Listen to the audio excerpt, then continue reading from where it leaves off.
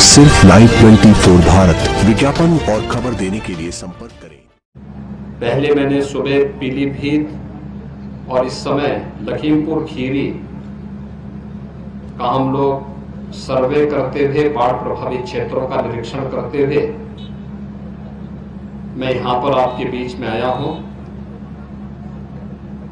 133 गांव जुलाई मास के प्रथम सप्ताह में ही आई इस अतिवृष्टि के कारण बाढ़ की चपेट में है। हजारों हेक्टेयर भूमि जो खेती की फसल की भूमि है वह फसल उससे प्रभावित हुई है।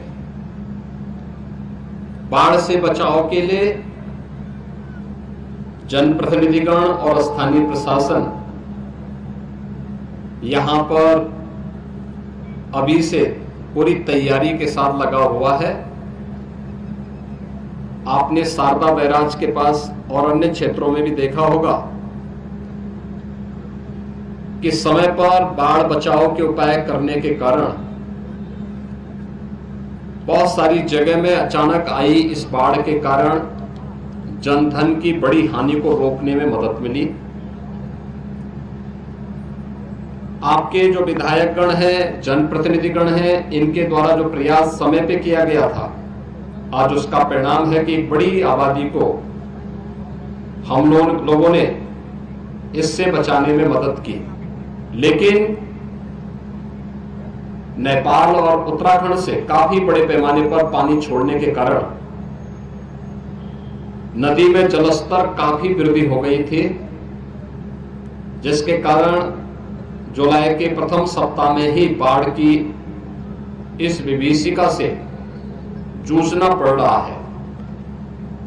बचाव के लिए हम लोगों ने एनडीआरएफ, एसडीआरएफ, पीएससी की फ्लड यूनिट, इन सबको तो लगाया ही है। स्थानीय गोताखोर भी हैं। हर ग्राम पंचायत में नौकाओं की व्यवस्था के लिए भी कहा गया है। बाढ़ चौकियां भी यहां पर 38 बाढ़ चौकियां भी स्थापित की गई हैं। बाढ़ से 12 जनपद वर्तमान में प्रदेश के प्रभावित हैं और इन 12 जनपदों में राहत और बचाव के कार्य युद्ध स्तर पर चलाए जा रहे हैं। और मैं आज स्वयं भी पीलीभीत और लखीमपुर जनपद का दौरा करने के लिए आया हूं।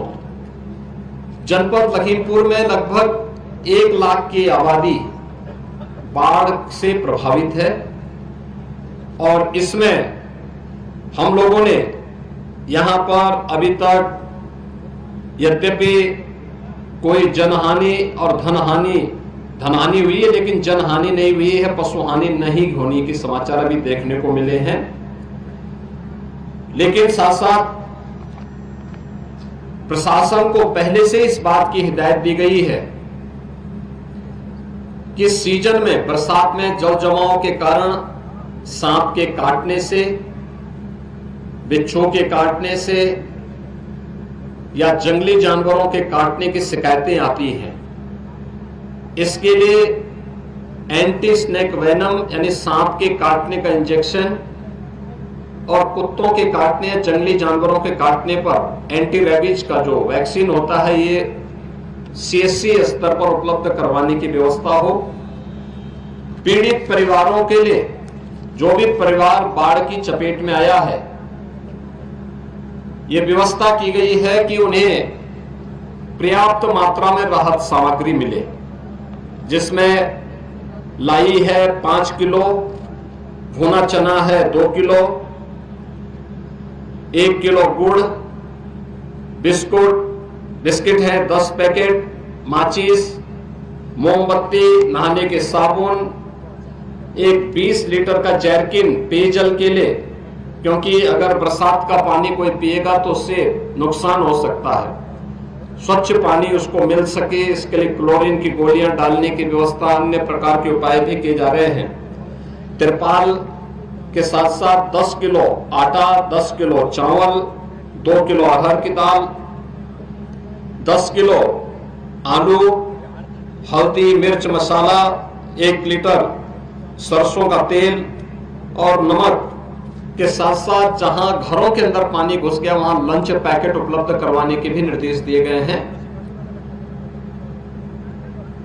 जनप्रतिनिधिगण लगातार प्रशासन का सहयोग करते हुए, जो माननीय विधायकगण हैं वे सभी प्रशासन का सहयोग कर रहे हैं और प्रशासन एनडीआरएफ, एसडीआरएफ, पीएसी की फ्लड यूनिट, पुलिस आदि की मदद से, स्वयंसेवी संस्थाओं की मदद से प्रभावित परिवारों तक राहत और बचाव के कार्यों को आगे बढ़ाने के लिए पूरी प्रतिबद्धता के साथ कार्य करेगी।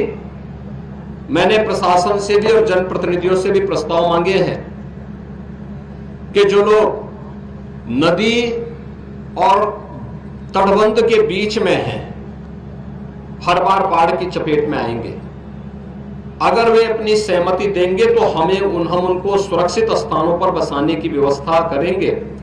इसके लिए उनके लिए आवास वगैरह बनाने की व्यवस्था करेंगे। जैसे कि लखीमपुर खीरी में पहले हम लोगों ने प्रधानमंत्री आवास योजना की एक मॉडल, एक पूरी नई कॉलोनी के रूप में उसे विकसित करने के कार्य किए हैं और यही कार्य हम लोग यहाँ पर उन बाढ़ पीड़ितों के बचाव के लिए करेंगे। जो भी लोग उससे प्रभावित होंगे या जो लोग उस प्रकार के प्रस्ताव में अपनी सहमति देंगे, हमने प्रशासन से कहा है तटबंधों की सुरक्षा के लिए पेट्रोलिंग की व्यवस्था करें, बाढ़ पीड़ितों को समय से राहत और बचाव के कार्य के साथ जोड़ें, किसी को भी कोई संकट न हो, इसके लिए सरकार पूरी प्रतिबद्धता के साथ कार्य कर रही है। और केंद्र और राज्य सरकार ये भी व्यवस्था की है कि अगर किसी आपदा की चपेट में कोई व्यक्ति, कोई किसान चपेट में आता है तो कृषक दुर्घटना बीमा के अंतर्गत किसान या किसान का परिवार या बटाईदार 5 लाख रुपए की सहायता तत्काल उस परिवार को देते। जन हानि पर भी उन्हें तत्काल राहत, आपदा राहत कोष से पैसा देते और यह भी व्यवस्था कर ले कि अगर कहीं कोई पशु हानि होती है तो पशु हानि पर भी उसे तत्काल राहत, जो आपदा राहत कोष में अनुमान आता है, वह सहायता तत्काल उसे प्राप्त हो जाए। यह तो सुनिश्चित करना ही है, लेकिन साथ साथ यह भी सुनिश्चित करें कि अगर फसल हानि हो गई है, समय पे सर्वे करते हुए उसका मुआवजा भी उनके अकाउंट में तत्काल चला जाए, जिससे अगर किसी को दोबारा फसल लगानी हो तो दोबारा फसल भी लगा सके। इसके लिए भी सरकार लगातार कार्य कर रही है। जो भी पीड़ित परिवार हैं उनके प्रति हमारी संवेदना है और मैं उन सबको इस बात के लिए आश्वस्त करता हूं कि हम लोग उनके साथ खड़े हैं और उन्हें हर प्रकार का मदद करेंगे, सहयोग करेंगे। धन्यवाद।